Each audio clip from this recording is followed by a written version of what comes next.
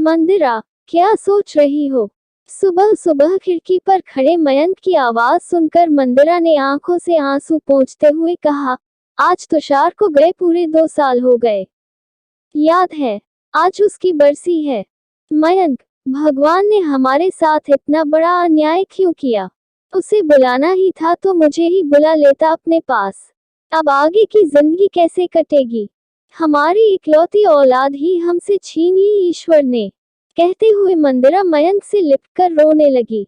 मयंक पत्नी को चुप कराते हुए कहने लगा, काश उसने शादी की होती तो आज कम से कम एक बहू तो होती, जो हमारे बुढ़ापे का सहारा बनती।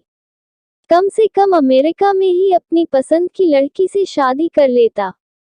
पति की बात सुनकर मंदिरा को जैसे कुछ याद आ गया। हाँ, जब उससे आखिरी बार फोन पर बात हुई थी, तो वो कह रहा था कि आपके लिए बहू पसंद कर ली है।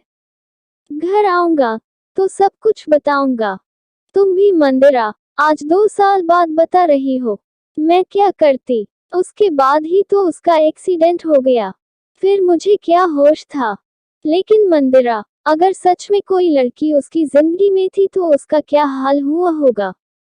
अब तक तो उसने शादी कर ली होगी, और क्या पता उसके कारण ही उसका एक्सीडेंट भी हुआ हो। नहीं, उस समय कार में तुषार अकेला था और गलती आगे से आ रहे ट्रक वाले की थी। अच्छा, अब ये सब मत सोचो। मंदिर भी जाना है। बेटे की बरसी का कार्यक्रम उन्होंने मंदिर में सादे तरीके से किया। शाम के करीब 6 बजे थे कि दरवाजे की घंटी बजी। मयंक ने उठकर दरवाजा खोला तो सामने सलवार कमीज पहने एक लड़की खड़ी थी। उसने अपना परिचय तुषार की सहकर्मी के रूप में दिया। दोनों अमेरिका में एक ही हॉस्पिटल में डॉक्टर थे। उसने बताया कि उसका नाम प्रियंका है और वो पूरे 2 साल बाद भारत लौटी है। उन लोगों से ऐसे ही मिलने चली आई है। वो पूरे 2 घंटे रही और इन 2 घंटों में उसने घर का वातावरण ही बदल दिया था। कितने दिन बाद घर में हंसी की आवाज आई थी। जाते समय प्रियंका ने पूछा, आप लोगों को मेरा आना बुरा तो नहीं लगा? आप लोगों को? अगर मंदिरा ने बीच में ही कह दिया, नहीं, तुमसे मिलकर तो बहुत अच्छा लगा। तुम किसी दिन खाने पर आओ अपने घर वालों के साथ। प्रियंका के जाने के बाद मंदिरा ने मयंक से पूछा, मैंने उसे खाने पर बुलाकर गलत तो नहीं किया? पति के नाम में सिर हिलाने पर उसे राहत मिली। इसके बाद प्रियंका 2 बार तुषार के घर आई। एक बार अपने भाई भाभी के साथ भी आई थी। परिवार में उसके भाई भाभी ही थे। प्रियंका ने कई बार उन्हें अपने घर बुलाया, पर हर बार वे टाल जाते। फिर अचानक 1 महीने तक प्रियंका नहीं आई। उसका फोन नंबर भी मंदिरा से खो गया था। अक्सर दोनों की आंखें दरवाजे पर लगी रहती थीं। आखिर एक दिन मयंक ने कहा, शायद अमेरिका वापस चली गई हो। अच्छा याद है ना, कल 15 नवंबर यानी तुषार का जन्मदिन है। मंदिर जाना है सुबह। हाँ, कल वो पूरे 32 साल का हो जाएगा। दूसरे दिन जब मयंक मंदिरा मंदिर से लौटे, तो दरवाजे पर प्रियंका की खड़ा देखकर मंदिरा बहुत खुश हो गई। फिर उसका ध्यान उस 6-7 महीने के बच्चे पर गया, जो प्रियंका की गोद में था। दरवाजा खोलकर जब अंदर आए, तो प्रियंका ने कहा, आप लोग मंदिर गए थे ना? आज तुषार का जन्मदिन है इसलिए। मगर तुम्हें कैसे पता? वही बताने आई हूँ। मयंक ने मंदिरा की तरफ देखा और सोफे पर बैठ गए। दोनों के दिमाग में एक ही ख्याल आने लगा कि कहीं ये वो लड़की तो नहीं, जिसके बारे में तुषार ने बताया था। प्रियंका ने सब कुछ सिलसिलेवार बताना शुरू किया। आज से 4 साल पहले मुझे याद है अच्छी तरह, उस दिन भी 15 नवंबर था। तुषार और मैं दोनों ही 3 साल के स्पेशलाइजेशन कोर्स के लिए भारत से आए थे। करीब 1 साल हो गया था अमेरिका आए। उस दिन जब उसने मुझसे डिनर पर चलने को कहा, तब पता चला कि उसका जन्मदिन है, तो मैंने हाँ कर दी। दिन से लौटते वक्त जब वह मुझे घर छोड़ने आया, तो उसने कहा, प्रियंका, एक बात कहूं? मैंने कहा, आज सब माफ है। अचानक मेरा हाथ पकड़कर कहने लगा, मैं तुमसे प्यार करता हूँ। तुमसे शादी करना चाहता हूँ। तुम मुझे सोच समझकर जवाब देना। और वो चला गया। मैंने उसकी बात को मजाक में लिया। फिर अगले 5 दिन तक वो हॉस्पिटल भी नहीं आया। फिर अचानक रविवार को सुबह मेरे घर आ गया और सीधे पूछने लगा, और क्या सोचा मेरे बारे में।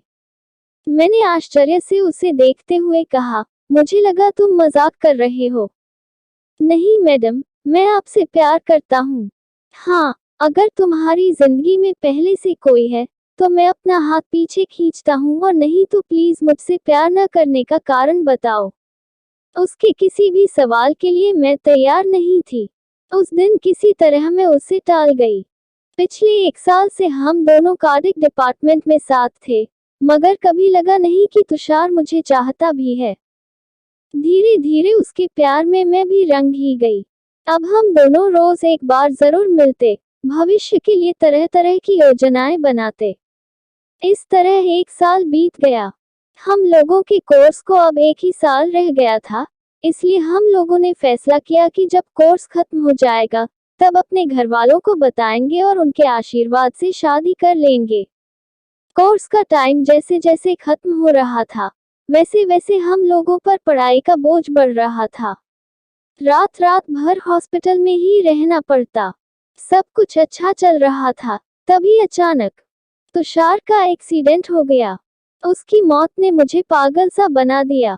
मैंने किसी तरह अपना बचा हुआ 2 महीने का कोर्स पूरा किया और फिर वहीं पर नौकरी कर ली। कुछ समझ में नहीं आ रहा था। जिंदगी पूरी तरह बिखर गई थी। हर जगह मुझे तुषार ही नजर आता था। उसकी यादों से भागने के लिए हॉस्पिटल में मैं 18 घंटे की ड्यूटी करने लगी। 6 महीने बाद हॉस्पिटल में एक दिन बेहोश हो गई, तो मुझे एडमिट कर दिया गया। भारत से भैया आ गए। उन्हें वहां हॉस्पिटल से खबर किया गया था। कई दिनों तक बेहोश रही। जब होश आया तो पता चला कि चिंता से बीपी लो हो गया था। खून में हीमोग्लोबिन का स्तर बहुत ज्यादा घट गया था। भैया मुझे जबरदस्ती भारत ले आए। यहाँ आकर भैया भाभी से मैं झूठ नहीं बोल पाई। उन्हें तुषार के बारे में बता दिया। भैया मेरा दुख देखकर दुखी रहने लगे। फिर धीरे धीरे मैं नॉर्मल हो गई। मैं भैया को परेशान नहीं कर सकती, इसलिए हमेशा हंसती रहती थी। ऐसे ही 6 महीने बीत गए। मैं एकदम ठीक हो गई थी और जिद करके वापस अमेरिका आ गई थी। पूरे 6 महीने के बाद जब दोबारा अमेरिका पहुंची, तो फिर तुषार हर जगह नजर आने लगा। हर चीज से उसकी यादें जुड़ी थी।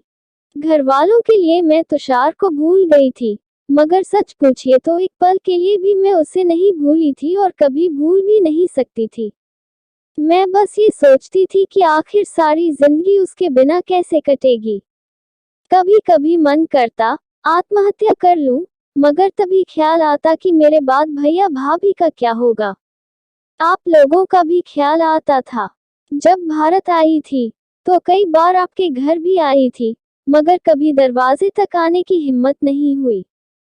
एक दिन जब मैं अपने लेटर बॉक्स में लेटर देख रही थी, तो एक लिफाफा मिला जिस पर तुषार का नाम था और केयर ऑफ में मेरा नाम था। अंदर आकर जब मैंने उस लिफाफे को खोला तो लेटर स्पर्म बैंक का था। उससे पता चला कि 1 साल पहले तुषार ने अपने स्पर्म बैंक में फ्रीज कराए थे। उसने शायद मेरा भी पता दिया था, तभी उसके लेटर का जवाब न मिलने पर मेरे पते पर लेटर भेजा गया था।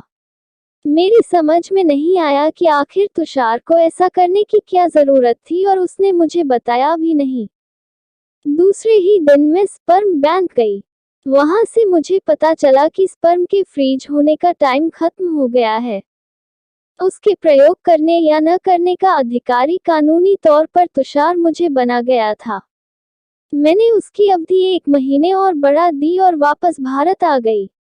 मैंने जब अपना यह फैसला कि मैं आर्टिफिशियल इंसेमिनेशन द्वारा तुषार के बच्चे की मां बनूंगी, भैया को सुनाया, तो उन्होंने मुझे बहुत समझाया, समाज का वास्ता दिया, मगर मैं नहीं मानी। वापस अमेरिका आकर यहाँ की नागरिकता भी आसानी से मिल गई। फिर तुषार ने मुझे कानूनी तौर पर अपने स्पर्म का अधिकार दिया था, तो वो भी कानूनन उस बच्चे का पिता था। आखिर मैंने आर्टिफिशियल इंसेमिनेशन कर लिया। इस बीच भैया का कोई फोन नहीं आया। मेरा 8वां महीना चल रहा था। तभी भाभी मेरे पास आ गई। फिर मैंने आदित्य को जन्म दिया। पूरे 3 महीने भाभी मेरे साथ थी।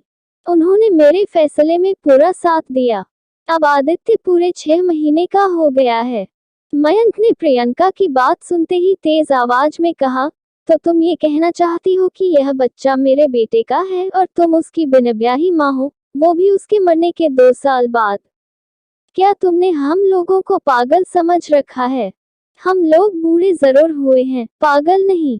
माना मेरा बेटा तुमसे प्यार करता था, मगर तुम किसी और के पाप को हमारे सिर क्यों मरने आई हो? मंदिरा ने भी मयंक की हाँ में हाँ मिलाते हुए कहा, हम तुम्हें अच्छी लड़की समझते थे, मगर तुम्हारा इरादा जानकर मुझे नफरत होती है। आज के जमाने में कोई प्यार में पागल होकर इस हद तक नहीं जा सकता। आजकल सच्चा प्यार है ही कहाँ। तुमने क्या सोचा कि हम तुम्हारी बातों में आ जाएंगे? तुम अभी चली जाओ यहाँ से। प्रियंका ने जाते जाते बस इतना ही कहा। मैं आदित्य को आप लोगों से मिलाने लाई थी। तुषार का प्रतिरूप दिखाने आई थी, अपना हक मांगने नहीं आई थी। मुझे तो तुषार पहले ही आदित्य के रूप में अपना हक दे गया। मुझे कुछ नहीं चाहिए। वैसे भी मैं इसे इसलिए लाई थी कि शायद इससे आप लोगों के जीवन में फिर से खुशी आ जाए। प्रियंका ने जैसे मयंक मंदिरा के जीवन में हलचल मचा दी थी। दोनों इस बात को मानने के लिए तैयार ही नहीं थे कि आज के जमाने में भी लोग प्यार में इतना बड़ा कदम बिना किसी स्वार्थ के उठा सकते हैं, और अगर उन्होंने उसे स्वीकार कर भी लिया तो क्या समाज इसे मानेगा? सुबह जब मयंक सोकर उठे तो मंदिरा बैठकर पहले का फोटो एल्बम देख रही थी। तुषार जब 6 महीने का था तब का फोटो देखकर वो मयंक को देखने लगी। मयंक ने देखा आदित्य एकदम वैसे ही है। तभी फोन की घंटी बजी। मयंक ने फोन उठाया। प्रियंका की भाभी थी। उन्होंने कल के व्यवहार पर दोनों को खूब बातें सुनाई और कहा, वो आप लोगों को सहारा देने आई थी। सोचा था उसके पास तो आदित्य है, पर आप लोगों के पास क्या है? मगर आप लोगों ने उसे बेइज्जत करके घर से निकाल दिया। आज वो हमेशा के लिए अमेरिका वापस जा रही है। फोन कट गया। मयंक की आंखों से आंसू गिरने लगे। मंदिरा ने घबरा कर पूछा, क्या हुआ? उसने कहा, मैं एयरपोर्ट जा रहा हूँ, प्रियंका को रोकने के लिए। मैं भी साथ चलूंगी। लेकिन जब दोनों एयरपोर्ट पहुंचे तो प्रियंका की फ्लाइट जा चुकी थी। मंदिरा ने कहा, हम लोगों ने देर कर दी, अपना सहारा खुद ही खो दिया। तभी मयंक ने कहा, नहीं, अभी देर नहीं हुई है, हम लोग खुद उसके पास चलेंगे। चलो अभी पासपोर्ट ऑफिस चलते हैं। इससे पहले कि देर हो जाए, अमेरिका के वीजा के लिए अप्लाई करना है। और दोनों हाथ पकड़कर पासपोर्ट ऑफिस चल दिए, नए उत्साह से अपना सहारा वापस लाने। आज की कहानी यही खत्म होती है। अगर आपको कहानी अच्छी लगे तो कहानी को लाइक और चैनल को सब्सक्राइब करना ना भूलना। धन्यवाद।